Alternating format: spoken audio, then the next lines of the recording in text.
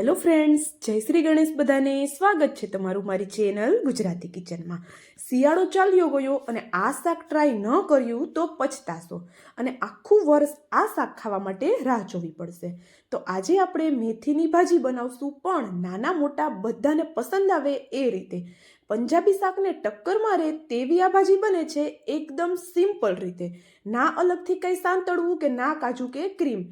એકદમ જોરદાર એવી બને છે, બાળકોને પણ ખૂબ જ પસંદ આવશે. તો ગરમા ગરમ ફુલકા રોટલી સાથે કે પછી બિસ્કિટ જેવી ભાખરી રોટલા સાથે ખાવાની ખૂબ મજા આવે એવી આ ભાજી બને છે. તો ચાલો બનાવવાનું શરૂ કરીએ. તો અહીંયા આપણે સૌપ્રથમ લસણવાળી ચટણી બનાવીએ.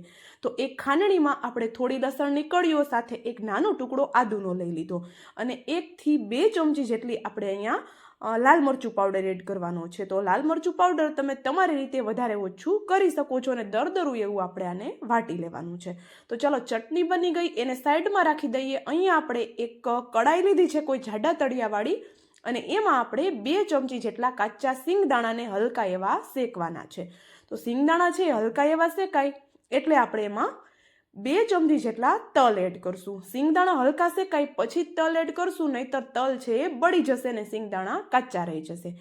તલ છે હલકા એવા ચટકવા લાગે એટલે આપણે ગેસની ફ્લેમ બંધ કરી દઈશું, કારણ કે વાસણ છે આપણું ગરમ છે, એમાં જ તલ સરસ એવા ચટકી જશે. તો જો અહીંયા તલ છે સરસ એવા ચટકવા લાગ્યા છે, ગેસની ફ્લેમ આપણી બંધ જ છે, અને આપણે અત્યારે એડ કરશું 1 મોટી ચમચી જેટલું નાળિયેરનું છીણ. તો નાળિયેરનું છીણ એડ કરવાથી આ શાકનો સ્વાદ 100 ગણો વધી જશે અને ગ્રેવી એકદમ સ્મૂથ બનશે. તો જો નાળિયેરનું છીણ એડ કરી હલકું એવું મિક્સ કરવાનું છે અને તરત જ આપણે એને એક પ્લેટમાં પલટાવી લેવાનું છે, કારણ કે નાળિયેરનું છીણ છે એ બહુ જલ્દીથી બળી જતું હોય છે. હજુ એક વસ્તુ આપણે આમાં એડ કરવાની છે, પણ આ બધી વસ્તુ ઠંડી થાય પછી આપણે એની પેસ્ટ બનાવશું ત્યારે જ એડ કરી દઈશું. તો એ ઠંડુ થાય છે ત્યાં સુધીમાં સેમ જ કડાઈમાં આપણે 2 ચમચા જેટલું તેલ લઈ લીધું. તેલ છે હલકું એવું ગરમ થાય એટલે અહીંયા 2 મીડિયમ સાઇઝના કાચા બટેટાના આવી રીતે નાના નાના ટુકડા કરી લીધા. તો જો આપણે આ શાકમાં વટાણાનો ઉપયોગ પણ કરવાના છીએ, તો વટાણાની સાઇઝના જ બટેટાના ટુકડા આપણે કરવાના છે. આવી નાની સાઇઝમાં બટેટાના ટુકડા કરશું એટલે શાક આપણું એકદમ જલ્દીથી બની જશે.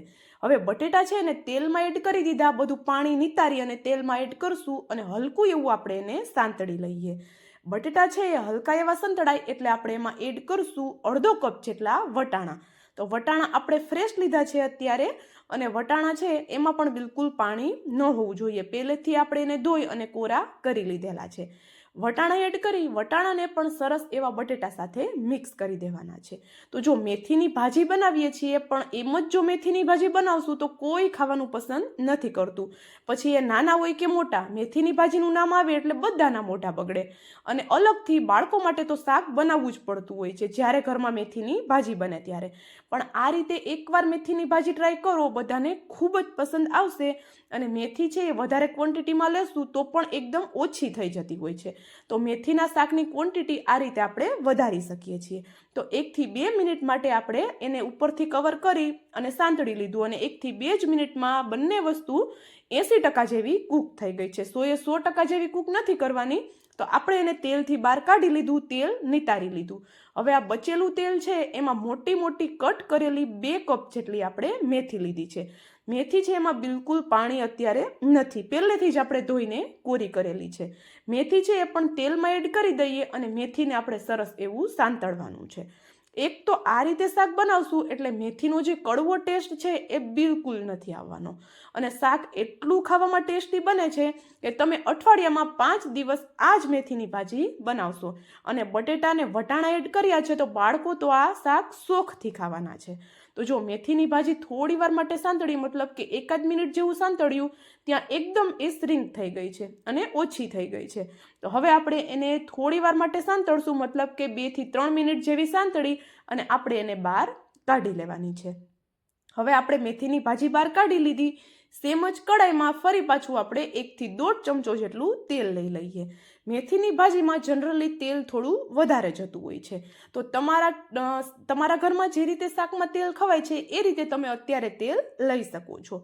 તેલ છે હલકું એવું ગરમ થયું એટલે આપણે એમાં રાઈ જીરુંનો વઘાર કરી દીધો, સાથે હિંગ પણ એડ કરી દીધી. અને હવે હું અહીંયા 6 થી 7 જેટલી આખી લસણની કળીઓ એડ કરું છું.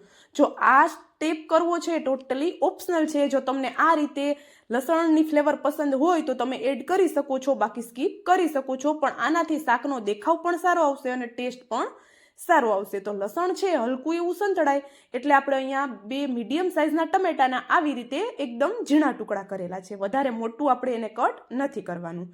ટમેટું છે એને પણ તેલમાં એડ કરી હલકું એવું આપણે એને સાંતળી લઈશું. તો અહીંયા ટમેટું છે એકદમ જલ્દીથી આપણું સોફ્ટ થઈ જતું હોય છે. તો આપણે એમાં સાથે જ વાટેલી લસણવાળી જે ચટણી છે પહેલાં આપણે વાટી હતી એ એડ કરી દઈએ અને ચટણીને પણ સરસ એવી મિક્સ કરી દઈએ. તો જો ચટણી અને ટમેટાં છે એ સંતળાઈ હલકા એવા ત્યાં સુધી જ આપણે એને થવા દેવાના છે. તો અહીંયા આપણે ચટણીને પણ સરસ એવી મિક્સ કરી દીધી અને આપણે બધી વસ્તુ છે એ સંતળાઈ છે તો આપણે એમાં સ્વાદ પ્રમાણે મીઠું એડ કરી દઈએ, જેથી કરીને એકદમ જલ્દીથી આપણી આ પ્રોસેસ થઈ જાય. તો જો આપણે આખા શાકના ભાગનું મીઠું અત્યારે એડ કરી દીધું છે તો પાછળથી આપણે મીઠું એડ નથી કરવાનું. હવે આ બધી વસ્તુને સરસ એવી મિક્સ કરી બસ 1 જ મિનિટ જેવું આપણે ઉપરથી કવર કરી અને સાંતળી લઈએ. ગેસની ફ્લેમ સ્લો કરી દઈએ અને આપણા જે મસાલા છે એ સરસ એવા ઠંડા થઈ ગયા છે. તો ત્યાં સુધીમાં આપણે એની પેસ્ટ બનાવી લઈએ. તો મસાલા છે એને એક મિક્સર જારમાં લઈ લીધા આપણે બધી શેકેલી વસ્તુને અને એમાં હું 2 ચમચી જેટલા દાળિયા એડ કરું છું. જો દાળિયા અવેલેબલ ન હોય તો એની જગ્યાએ તમે 2 ચમચી જેટલો ચણાનો લોટ એને શેકીને ઉપયોગમાં લઈ શકો છો, પણ ચણાના લોટને આપણે શેકવાનો છે, કાચો નથી લેવાનો.